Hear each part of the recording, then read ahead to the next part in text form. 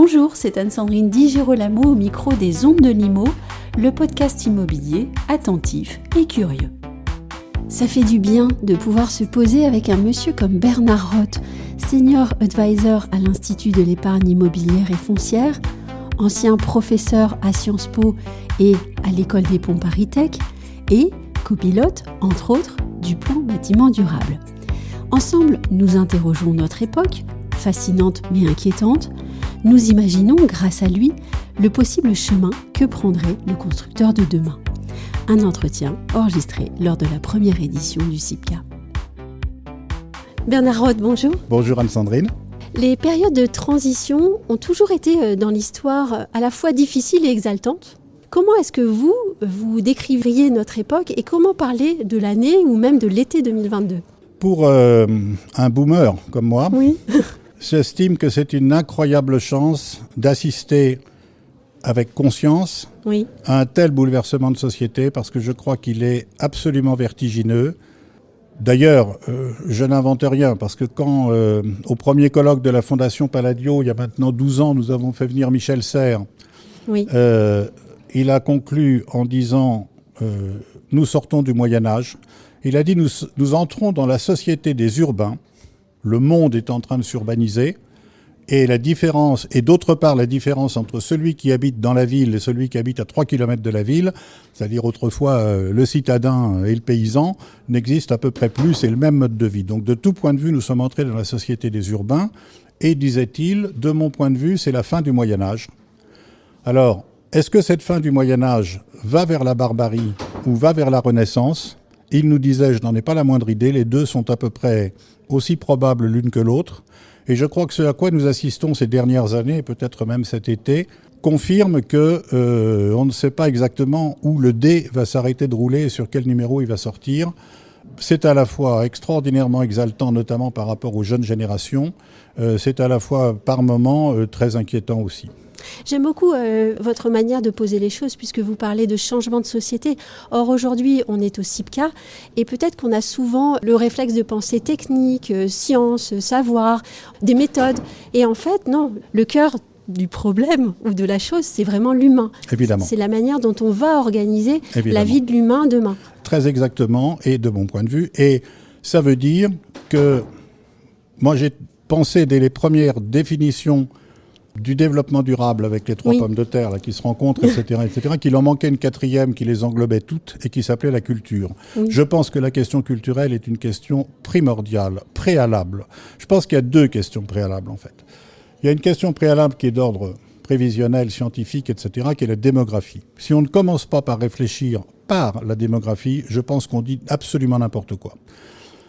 Et de ce point de vue, très récemment, il y a quelques semaines, on est sorti d'une pensée unique à laquelle personnellement j'adhérais totalement, par manque d'imagination, qui était de se dire nous sommes à peu près 8 milliards, on connaît l'accélération, je ne reprends pas les chiffres, on va arriver à 9 milliards à peu près 2050, ce phénomène se doublant d'un accroissement de l'urbanisation, puisque la population urbaine va à ce moment-là atteindre 75%.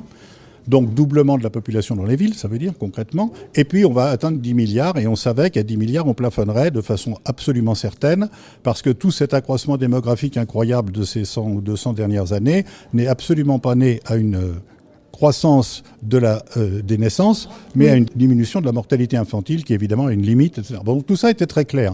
Et puis est apparu il y a quelques mois une petite musique, comme on dit en général dans les médias, qui s'appelle Terre vide, c'est le nom d'un ouvrage qui a été publié par ces deux scientifiques et qui dit, canadien, et qui dit pas du tout, on va effectivement arriver à peu près à 9 milliards et puis ça va dégringoler à toute vitesse. Parce qu'on ne peut pas à la fois dire, disent-ils, et je ne sais pas qui a raison, on va urbaniser un maximum, ça tout le monde le croit, et on va continuer à avoir une natalité équivalente. Urbaniser égale diminution considérable de la natalité, et tout simplement parce que éducation des femmes renforcée et qui aboutit techniquement, comme on le constate partout, par exemple en Inde, c'est quand même pas ce qu'on disait il y a 10 ans, à une diminution de la natalité. Donc, première question démographique, absolument fondamentale par rapport à l'épuisement des ressources de la planète, etc., etc. Bon. Et puis aussi, encore une fois, au développement des villes. La deuxième question, me semble-t-il, préalable à tout, c'est évidemment la question que vous avez d'ailleurs déjà évoquée, qui est celle de la formation, qui est celle de la culture et qui est celle de la formation, parce qu'on peut développer toutes les technologies qu'on veut, mais qu'est-ce qu'on en fait et comment est-ce qu'on les appréhende? Je voudrais citer un exemple, dont d'ailleurs je demandais à Guillaume Poitrinal, ici même, pas plus tard qu'hier, et à Julien de Normandie, si il pensait qu'on allait vivre un instant Kodak de l'immobilier. L'instant Kodak, c'est janvier 1992, quand Kodak dépose son bilan, ou plus exactement, se met sous contrôle aux États-Unis. Bref, parce que un siècle, 70-75 ans auparavant, Kodak avait été le Steve Jobs de l'époque, ça s'appelait George Eastman. Il avait totalement disrupté, il avait inventé de faire fortune à partir du consommable qui était la pellicule, etc. Et puis, il a très bien, pas lui, il était mort, mais ses successeurs ont très bien vu venir le numérique. Oui. Ils ont déposé 1 millier de brevets au nom de Kodak sur le numérique. Et le management a dit, on stocke tout ça, le moment venu, on saura l'utiliser, etc. On voit à quel point la culture est dominante par rapport à la technologie et à l'invention. Voilà. Et on voit aussi à quel point la Renaissance, en fait, vient de nous, en fait. Exactement. Oui. Exactement. Alors, est-ce que chacun de nous peut influer sur Renaissance ou barbarie ? C'est peut-être la théorie du colibri. Là, alors, j'ai fait le choix de la Renaissance, pardon. Bon. Je voulais vous poser la question. Non, après, évidemment, il y a beaucoup de choses qui nous dépassent, ça va de soi. Mais en tout cas, la prise de conscience, ce que j'appellerais la lucidité, c'est-à-dire prendre suffisamment de recul, la bonne distance. Et puis, deuxièmement, dans la théorie du colibri, faire sa part, si modeste soit-elle, par rapport à une action culturelle au bon sens du terme, de préparer tout ça, c'est à peu près ce que chacun de nous fait, et vous-même, ici, dans ce salon. Il est désormais évident que l'urgence va être d'accompagner les changements qui nous sont imposés et qu'on s'est imposés aussi. Oui. Oui. Et donc de repenser notre manière de construire, puisqu'on parle de ville. Tout cela ne va pas se faire, et c'est certain, sans recherche ni formation. On parlait tout à l'heure de la Renaissance. Elle a été aussi instigée par nos grands rois, en fait, qui savaient à quel point il faut former les gens et il faut chercher. Et aller peut-être rechercher aussi les solutions du passé. Exactement. Quelles sont, selon vous, les priorités pour former bien, ou en tout cas pour donner les bons outils aux futurs constructeurs de la ville de demain? Il y a une formule d'Edgar Morin que j'aime beaucoup, parce que d'abord, c'est lui qui a véritablement inventé la théorie de la complexité. On peut dire que l'essentiel de son œuvre est sur ce sujet. Et il a résumé ça en 8 mots, ce qui est quand même pas mal, à 100 ans. Tout ce que nous pensions séparer est lié. Voilà. Et moi, je pense que le point de départ de ce que doit être la formation du XXIe siècle, dans lequel on est en train d'entrer maintenant, c'est ça. C'est-à-dire désiloter, cesser de raisonner en centre du monde, sous prétexte que j'ai fait des études d'ingénieur, ce qui n'est pas mon cas, de juriste, ce qui est mon cas, etc., de géographe, ainsi de suite, de penser que l'univers tourne autour de la géographie, de la science, etc. C'est une erreur totale. Il me semble que c'est ça que nous découvrons, et il me semble que l'idée, elle est nécessairement holistique. J'ai envie de dire, elle est inspirée des sciences du vivant. Oui. Il n'y a pas de droit, d'économie, de finance, de technique, de blablabla, dans le vivant. Le vivant, il fait avec tout ce qu'il a, et puis d'un seul coup, il mute sans avoir prévenu, sans avoir mis de clignotant, il tourne à gauche, parce que tout simplement, c'est sa survie qui est en question. Oui. Et il me semble qu'on commence à prendre conscience du fait que, et de la ville, les études que nous menons sur la ville depuis une dizaine d'années, c'est véritablement à partir, ça c'est pas moi qui l'ai inventé, c'est Alain Mogart, du métabolisme de la ville, exactement comme un être vivant, et non pas seulement en partant, comme on l'a fait jusqu'à présent, de sa morphologie, quelle est la hauteur de mes immeubles, la largeur des rues, etc. Mais attendez, vous êtes en train de me dire qu'il faudrait finalement repenser des humanités de la ville ? Oui. Oui, mais ça c'est formidable, ça fait plaisir de l'entendre. Écoutez, alors j'ai pas besoin de vous dire que c'est pas avec des urbanistes qu'il faut la penser. Non. Je n'ai rien contre les urbanistes, je pense qu'ils sont très utiles, mais je parle évidemment de leur culture. Je pense qu'il faut le faire avec des anthropologues, je pense qu'il faut le faire avec des philosophes, je pense qu'il faut le faire avec des démographes, je pense qu'il faut le faire avec des sociologues, etc., etc., avec évidemment des artistes. Des littéraires. Évidemment des littéraires, des poètes, mais bien entendu, et aussi avec des économistes et aussi avec des techniciens et aussi avec des urbanistes et aussi avec des architectes. Bon, il y avait pas de... mais avec l'idée qu'il y a véritablement, bien au-delà d'une intelligence collective, une sensibilité collective, et que ça change absolument tout. Et d'ailleurs, puisqu'on s'interroge tant sur la durabilité, c'est pas tout à fait idiot d'acheter un rétroviseur. Qu'est-ce qui a duré? Qu'est-ce qui a traversé le temps? Parce qu'à traverser le temps, c'est pas ce qui était beau et seulement beau, c'est pas ce qui était solide et seulement solide, etc., etc. C'est ce qui permettait de faire précisément cet ensemble, alors avec les conditions de l'époque, parce que bien évidemment, dans l'Antiquité, il y avait l'esclavage, enfin, etc. On comprend bien ce qu'on veut dire, on va pas développer. Bon, mais la société pour laquelle c'était organisé, elle était bâtie autour d'une cité qui était faite pour que tout le monde y trouve son compte. Oui. Voilà. Et ça, on l'a perdu complètement. Et je ne suis pas persuadé qu'on le retrouve en disant je vais faire des forêts en plein milieu des villes, etc. Je n'ai pas d'avis là-dessus, je ne sais pas si c'est bien. Non, mais ça, ce sera utile, ça ne fait pas de mal en tout cas. Oui, mais j'ai envie de vous dire très amicalement, je m'en fous. C'est pas ça le problème. Le problème, c'est il y a une magnifique... c'est refonder la cité. Oui, il y a une magnifique sociologue urbaine qui s'appelle Sonia Lavadino, je ne sais pas si vous la connaissez, suisse, qui explique que finalement l'espace public et la tarte à la crème d'aujourd'hui, à juste titre, parce que bien évidemment c'est là que les gens se rencontrent, elle dit ça n'a pas beaucoup d'intérêt de réfléchir à l'espace public si on ne réfléchit pas à sa temporalité. À 6h du matin, c'est pas la même chose qu'à 2h de l'après-midi, etc., etc. Et donc, rien que là, on voit à quel point il faut mélanger du sucré et du salé, ce qu'on ne faisait pas à toutes les époques.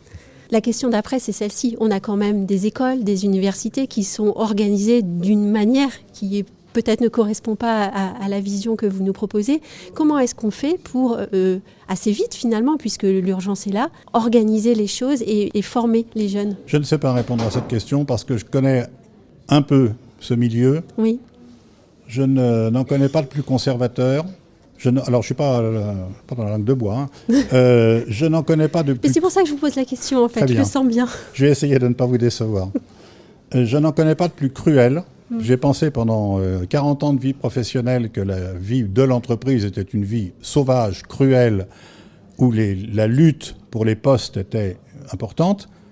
Mais c'est de l'eau de rose quand je vois ce qui se passe à l'université, dans laquelle il n'y a aucun enjeu personnel. J'assiste à ça en spectateur, personnellement. Bon. Mais c'est absolument hallucinant. Il y a très peu de postes au-dessus.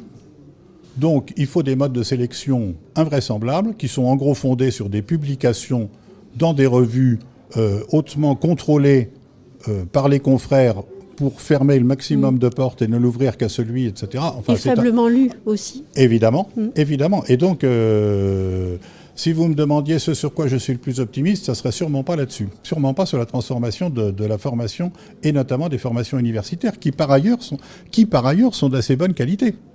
C'est là qu'est tout le paradoxe. C'est-à-dire que, évidemment, que dans leur spécialité, on a affaire à des gens qui sont topissimes. Bon. Le problème, c'est qu'on n'est plus dans un monde de spécialistes. Et puisqu'ici, on a beaucoup de promoteurs à ce salon, ils savent tous qu'on ne construit pas une opération de promotion immobilière en prenant le meilleur architecte, le meilleur notaire, le meilleur ingénieur thermicien, le meilleur, etc., etc., etc., économistes, en les mettant autour de la table et en leur disant, voilà, c'est 12 avenue de rue de Vaugirard, je sais pas quoi, allez-y, je vous laisse faire, je reviens dans 3 heures.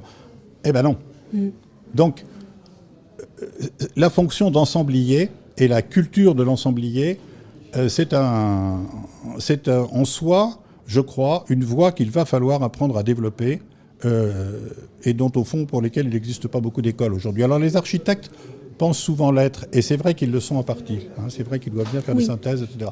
Mais je crois que l'irruption enfin, peu d'architectes sont spécialistes en démographie, etc. Bon, il y a l'irruption d'un certain nombre de grandes données aujourd'hui remet les choses en question. On va dire que les ensembliers sont peut-être le creuset d'une nouvelle vision de la construction. Vous appelez une sorte de création d'humanité, on va dire, d'un retour à une autre vision de la formation, de la recherche et d'être dans la société française.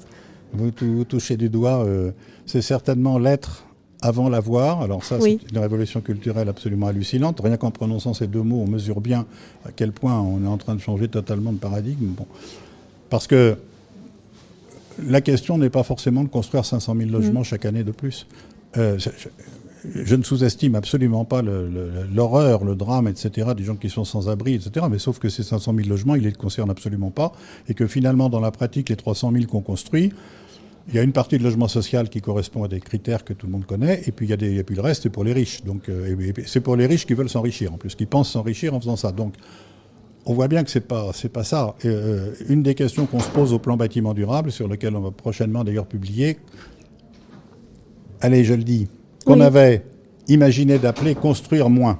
Ah. Et puis, pour avoir une chance d'être lu au-delà du titre, on a décidé de parler de sobriété immobilière. Mais enfin... Ah, mais moi, je préférais construire moins. Mais moi aussi. Parce que votre histoire des 500 000 logements, on l'entend tellement que... Mais oui, mais... Oui. Mais évidemment, c'est construire moins de toute façon, où il s'agit d'aller. Ça veut dire quoi? Ça veut dire... Et si si on comprenait ce que c'est que la société d'abondance défunte, qui est en train d'agoniser, je ne sais pas comment on dit, c'est-à-dire, on n'est plus avec tout est possible, tout est illimité, tout est sans fin, etc., etc. Donc c'est la course permanente qui va le plus vite et tout. Combien de bâtiments passés dans les villes qui sont utilisés à moins de 30% du temps? Oui. C'est probablement 15 à 20%. Bon. Donc 15 à 20% ramenés à 60% d'utilisation, etc. En soi, il y a un levier absolument considérable. Il y a ceux qui sont véritablement vides, et puis il y a les écoles, il y a les collèges, il y a les théâtres, il y a les etc. Qui fonctionnent quelques heures de quelques jours, de quelques semaines dans l'année. Voilà. Bon, donc c'est pas pour... je suis pas un fervent partisan de la Corée du Nord. Hein. C'est pas ça que je veux dire. Ce que je veux dire, c'est que porter la réflexion, détourner nos regards sur des statistiques, des projections de courbes, etc., pour aller toujours plus loin, et se poser des questions anthropologiques, c'est-à-dire est-ce que nous pourrions vivre aussi bien et peut-être mieux avec apparemment moins, mais utiliser avec... Guillaume Poitrinal, je lui posais hier la question par provocation, parce que je sais son dégoût du truc. Je lui disais, qu'est-ce que tu as à nous dire sur la décroissance? Je viens d'écrire 245 pages contre, etc. Il n'y a rien de plus débile. La croissance et la décroissance, c'est la pauvreté. Blablabla. Et il dit, par contre, il y a une chose qu'il faut dire, c'est que c'est la croissance de quoi? Il dit, si c'est la croissance du nombre, évidemment que c'est absurde. Parce que quand on nous dit nos caddies débordent d'objets, de trucs qui servent d'une partie sert à rien, il en faut rien, je suis 100% d'accord avec ça. Et donc la décroissance de ça, je suis d'accord avec ça. En revanche, la décroissance des richesses qui permettent de faire des choses. Bon, c'est intéressant comme point de vue. On a tous ça dans nos mémoires, on a tous vu nos grands-parents, nos arrière-grands-parents vivre avec beaucoup moins. Évidemment. Et sembler tellement plus heureux en plus. Oui. Donc on a vraiment beaucoup de choses à repenser. Non, mais il y a eu probablement, enfin ça je crois que c'est assez évident pour tout le monde, si on veut bien y réfléchir 2 minutes, un espèce de booster de la consommation et de la surconsommation et donc de la consommation inutile, etc., à travers la réclame, la publicité, blablabla, et la manipulation des foules. Je ne vais pas prendre l'antenne trop longtemps, mais j'ai beaucoup de choses à dire là-dessus.